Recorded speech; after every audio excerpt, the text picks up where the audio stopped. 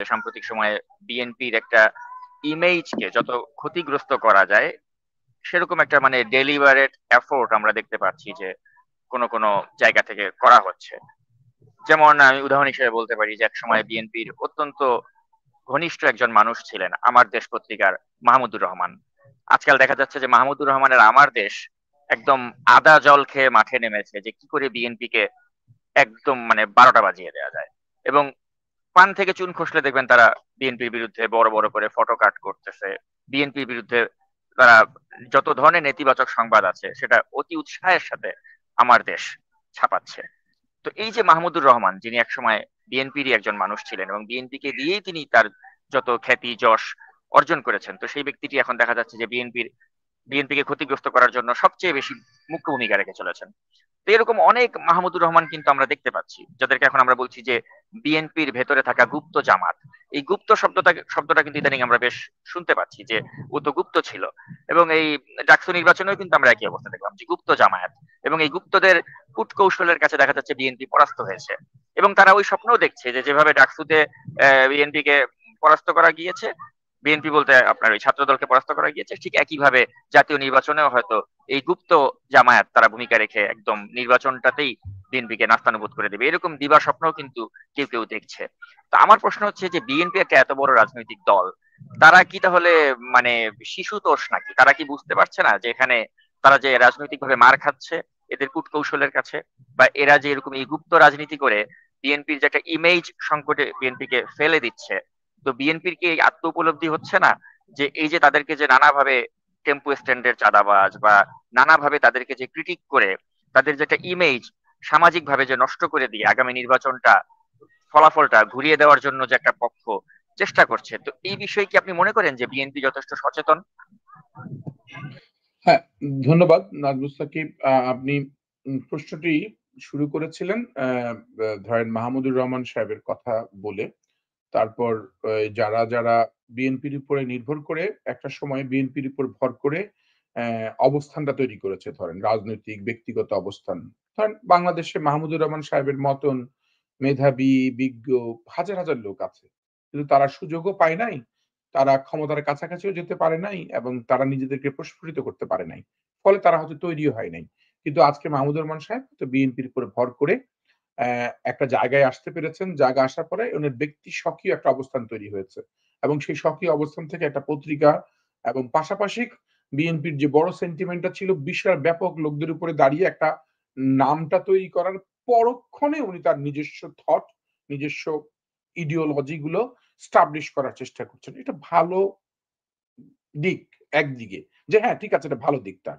আর খারাপ দিকটা হচ্ছে যে উনি যে ব্যবহার করেছেন, এই ব্যবহারের প্রতিদানটা উনি কি দিচ্ছেন? প্রতিদানটা উনি নিজেকে যখন বিপ্লবী করার চেষ্টা করে একজন মানুষ, অতি বিপ্লবী কিন্তু বিপ্লবী না। এবং অতি বিপ্লবী ভাব দেখানো মানুষগুলো অতি সংগ্রামী। মাহমুদুর রহমান সাহেবকে প্রথমেই বলি উনি কোনো রাজনীতিবিদ না। মানে উনি রাজনীতি তো করেন নাই কখনো। রাজনীতি জীবনেও করেন নাই রাজনীতি। এই আসার পর একটা পরিণত বয়সে গিয়ে আমরা রাজনীতি করা বলতে বুঝি কি? রাজনীতি করা বলতে বুঝি ছাত্র জীবনে যারা বিভিন্ন ছাত্র রাজনীতি করে আসছি, কিংবা বিভিন্ন মুভমেন্টের সাথে ছিলাম, বা ট্রেড ইউনিয়ন মুভমেন্ট বা বিভিন্ন মুভমেন্ট করার মাধ্যমে একটা মানুষ তৈরি হওয়া। আর উনার খুব একটা ধরেন অনেকটা সোনার চামচ মুখে দিয়ে আসা মানুষজন। পড়াশোনা করে আসছে, বড়, বড় স্কুল কলেজে পড়াশোনা করে ভেবেছে একটা বড় আমলা কিংবা বড় কিছু হবে। তারপরে সুযোগের এর সংখ্যা যে উনি একা তা না। হাজার, হাজার বাংলাদেশে আছে। এখন প্রশ্ন হচ্ছে এরকম আরো অনেক ব্যক্তি কিন্তু দেখা যাচ্ছে যে বিএনপির উপরে ভর করে এসে এখন সে বিএনপির ইমেজ সংকট নিয়ে বিভিন্ন থট দিচ্ছে, আইডিয়া দিচ্ছে। কিন্তু তার জনগোষ্ঠী কিন্তু বিএনপির লোকজনই ছিল একটা সময়। মানে বিএনপির মানুষই তাকে আজকে মানে মানে সিংহাসনে বসিয়েছে, মুকুট পরিয়েছে। এখন এইটা তাকেই বোঝা উচিত আগে, যে আমি কাদের সাথে প্রতারণা করছি এবং আমি প্রতারণার জায়গাটা কি। এবং সেটা যদি বুঝতে না পারে তাহলে সে নিজেকেই ক্ষতিগ্রস্ত করছে, কারণ প্রতারণার জায়গা এইটা।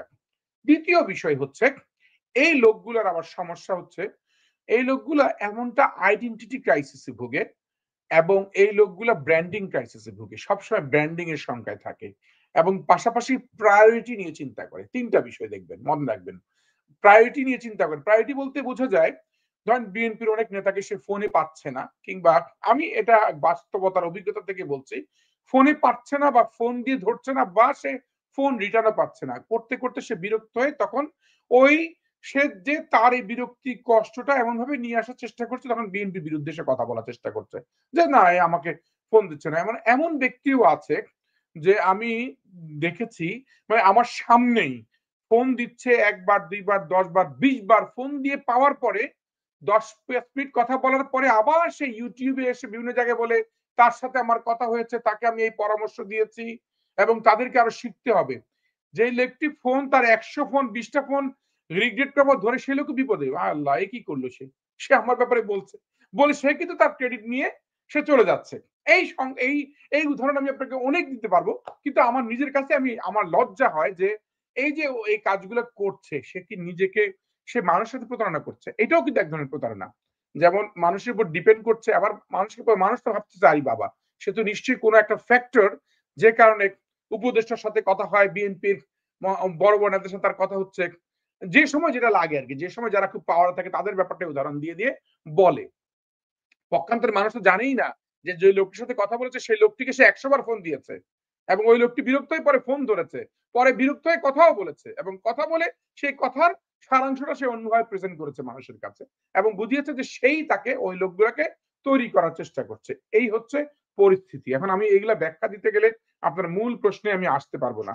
মূল প্রশ্নটা হচ্ছে যে শুনেন বিভ্রান্তি তো ছড়াচ্ছে সব দিক দিয়ে, আমাদের মাথায় রাখতে হবে যে ভাই যারা এই ভারতের দালালি করে আসা লোকগুলা অনেক সময় ভারতের বিরুদ্ধেও কথা বলে বোঝানোর চেষ্টা করে যে সে ভারত বিরোধী।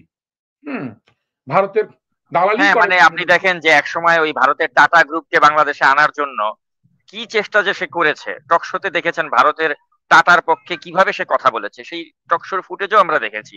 এখন দেখা যাচ্ছে যে এই ব্যক্তিকে কেউ কেউ বলে ওনার কাছে আমি ভারত বিরোধিতা শিখেছি। অথচ কথা হচ্ছে এই ব্যক্তি ছিল সবচেয়ে বড় ভারতের দালাল, এক সময় ভারতের টাটা গ্রুপের দালাল। এখন এই ব্যক্তি হয়ে গেছে অনেক বড় বিপ্লবী, ভারত বিরোধী লোক। কিন্তু কথা হচ্ছে আমরা কি মানে গোল্ড ফিশের মেমোরি, আমরা কি এত সহজে মানুষের অতীত গুলো ভুলে যাই? আমাদের আসলে কি আমরা মানে প্রতিটা মুহূর্তে আমাদের মানে অবস্থানটা পরিবর্তন করতে চাই, যে কারণেই সমস্যা। অবস্থানটা যদি শুরু থেকেই আমরা আলোচনা সমালোচনার মধ্যে রাখতাম, এক পেশে না থাকতাম, তাহলে একটা কথা ছিল। এবং তাদের আত্মশুদ্ধি দরকার, এবং আত্মশুদ্ধি যদি না হয় তাহলে যেমন ধরেন এই লোকগুলাই, এই লোকদের মতো লোকগুলোও তো ভারতেও আছে। দেন ভারতেও কিন্তু যদি ধরেন পালকি শর্মা যেভাবে যাদের যে ন্যারেটিভ গুলো দিয়ে যাচ্ছে, যে মনে করেন একটা মিথ্যা ন্যারেটিভ দিয়ে যাচ্ছে না, এরকম আমাদের দেশেও কিন্তু পালকি শর্মার মতন লোকরাই আছে কিন্তু, যারা হ্যাঁ তার বলছে বাংলাদেশে আমেরিকার মার্কিন মার্কিন মূল্যকে সেনাবাহিনীরা বাংলাদেশে অবস্থান করছে, বসে আছে তারা এখন, কিন্তু আসছে তারা হয়তো মার্কিন এরপর নিয়মিতই আসে ট্রেনিং এর জন্য, প্রোগ্রামের জন্য। আমার বাসায় কয়েকদিন আগে একজন আর্মি অফিসার আসছে বাংলাদেশের, খুব উনি এনএসআই দায়িত্বে, ওনার এখানে একটা ট্রেনিং আছে, তার মানে ওই লোক তো আসছে একটা ট্রেনিং নিতে এবং ট্রেনিং এর জন্যই সে এই কাজগুলো করে যাচ্ছে। ফলে কি হচ্ছে এই বিষয়গুলা ভিন্ন ন্যারেশন দেওয়ার চেষ্টা করছে। আবার আবার ধরেন যে শেখ হাসিনার অন্যতম দোসর ছিল সালমান এফ রহমান দরবেশ। এখন দেখা গেল আপনি এই দরবেশের 96 সালের যে শেয়ার বাজার স্ক্যাম, ওই স্ক্যামের সাথে আপনি জড়িত ছিলেন। আপনি তার শাহিন পুকুরের আপনি অত্যন্ত গুরুত্বপূর্ণ কর্তা ব্যক্তি ছিলেন। আপনি শাহিন পুকুরে ছিলেন, বেক্সিমকোতে ছিলেন। এরপর হঠাৎ করে আপনি অনেক বড় বিপ্লবী হয়ে গেলেন। আপনি বুঝতে পারছেন আমি কার কথা বলছি? তো এখন এই ব্যক্তিগুলো হয়ে গেছে একেবারে অনেক বড় গণতন্ত্রের পক্ষের সিপাহা সালার, মাহমুদুর রহমান। অথচ এই মাহমুদুর রহমান কে ছিলেন? ইনি শাহিনপুকুরের লোক ছিলেন এবং ওই 96 এর শেয়ার বাজারের স্ক্যামের সাথেও তার জড়িত থাকার কথা আমরা শুনেছি। এবং তিনি সালমান এফ রহমানের অত্যন্ত ঘনিষ্ঠ একজন মানুষ ছিলেন, বেক্সিমকোর লোক ছিলেন। এরা এখন হয়ে গেছে অনেক বড় গণতন্ত্রের পক্ষের বিপ্লবী। তো আমাদের কথা হচ্ছে কি যে আমরা আসলে কেন এগুলো ভুলে যাই? এই 2025-এ এসে আমরা কেন 96-এ মাহমুদুর রহমান কি ছিলেন, শাহিন পুকুরে ওনার কি ভূমিকা ছিল, এগুলো আমরা ভুলে যাই কেন? এই ভুলে গিয়ে কি আমরা মানে মানুষকে এত মাথায় তুলে ফেলি, অতীতগুলো ভুলে যাই খুব সহজে? আপনার কি মনে হয়? না আমি মাহমুদ ভাইয়ের বিরুদ্ধে এতটা বেশি বলতে চাই না, কারণ হচ্ছে মাহমুদুর রহমান ভাই ওনার ওনার স্ট্র্যাটেজি নিয়ে উনি আছে, কারণ উনি টিকে থাকতে চায় দীর্ঘদিন। এটা ধরেন সবাই যার যার জায়গায় টিকে থাকতে চায় না দীর্ঘদিন, একটা ঐতিহাসিক ব্যক্তিও হতে চায়। ধরেন আমার আমার ওনার সাথে আমার খুব একসময় খুব ভালো সম্পর্ক ছিল, বেশি যোগাযোগ ছিল না। আমি শফিক ভাই সহ গেলাম, শফিক রেহমান, আমি এবং ফরাদ মজার সাহেব, চারজন আমরা একবার ওনার অফিসেই বসলাম। তখন মাহমুদ ভাইয়ের সাথে আমার অনেক কথার হয়তো উনার অনেক কথা আমি পছন্দ করছি না, ডিফার করার চেষ্টা করছি। উনিও তার জায়গায় খুব কট্টর থাকার চেষ্টা করছেন। এবং সবকিছুর নেপথ্যে কিন্তু আমি যেটা উনাকে বের করার চেষ্টা করছি, উনি উনার ব্র্যান্ডিং টা ধরে রাখতে চায় কিন্তু। এটা একটা উনার আ যে কারণে উনি একটা বিপ্লবী অবস্থান তৈরি করার চেষ্টা করেছে এবং করেছেও। এবং উনি মানুষের মনের মধ্যে অবস্থানও নিয়েছে, এতটুকু সত্য।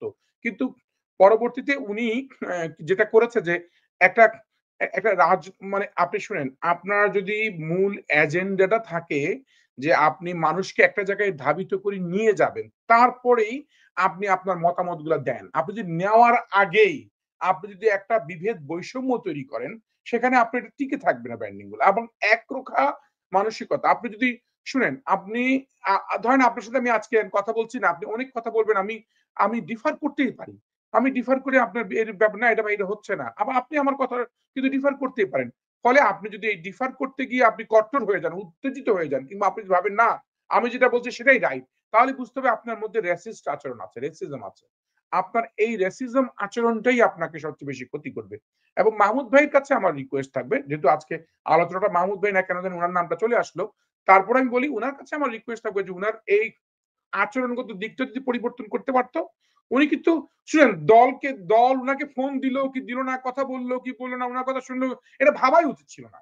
কারণ খুবই স্বাভাবিক, এত বড় একটা দলে কি অনেক সময় হয় না। অনেকে প্রত্যাশা করে বসে থাকে যে হ্যাঁ দলের ভারপ্রাপ্ত চেয়ারম্যান তাকে একটু খুঁজবে।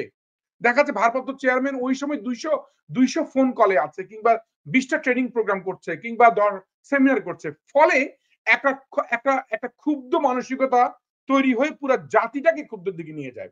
যাক, মূল কথা আসি বিএনপির ইমেজ। আমি মানে প্রশ্নটা চলে আসি। বিএনপির ইমেজ কিংবা বিএনপির অবস্থান।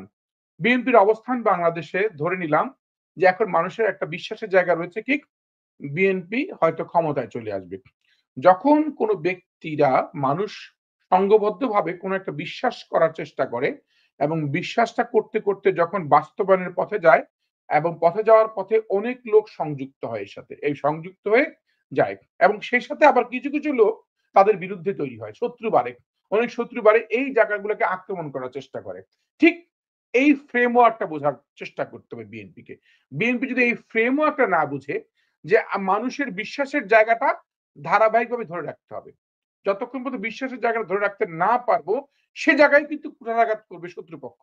এবং শত্রুপক্ষ কোন, কোন জায়গায় কুঠারাঘাত করতে পারে সেই জায়গায় আমাদের মাথায় আমল নিতে হবে। আমরা যদি ভাবি যে না, শত্রুপক্ষ হয়তো ভাবতেছে খুশি হচ্ছে, জনগণ খুশি হচ্ছে। ভাই আপনি ৫,০০০ ৭,০০০ লোককে বহিষ্কার করলেন, তাতেও যদি জনগণ খুশি না হয়, আপনি অনেক সময় আছে না যে আপনার শত্রুকে বলা হচ্ছে ঠিক আছে তাকে ১০০টা বেত্রাঘাত দেওয়া হবে। তাতে কিন্তু আপনার মন শান্তি হলো না। না, না আমি খুশি হই নাই। এটা হয়?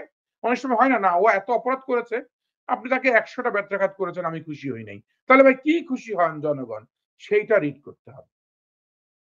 আমার জনগণ কোন জায়গাটায় খুশি হবে, মানে কোন জায়গাটায় জনগণ কম্পেনসেশন দেখতে চায় যে এই জায়গাটা খেসারত দিয়েছে বিএনপি। বিএনপি খেসারত দিয়েছে কোন, কোন জায়গায়? ডাকসুতে খেসারত দিয়েছে। জনগণ যারা সংক্ষুব্ধ তারা কিন্তু খুশি। ধরেন, হ্যাঁ, এবার দেখেছে ঠিক মতো তাদেরকে বাসটা দিতে পারলাম। বুঝতে হবে ওই জায়গায় কম্পেনসেশন এর জায়গাটা বুঝে নিতে হবে। জাকসুতে ঠিক মতো ধরা খাওয়াইতে পারলাম। এই জায়গাগুলা বুঝে এই অঙ্কটা বুঝতে হবে। বুঝে ইমেজটা ধরে রাখতে হবে। এবং আমি মনে করি মানুষের বিশ্বাসের জায়গাটা ধারাবাহিকভাবে ধরে রাখাটাই হচ্ছে এখন বিএনপির রাজনীতি।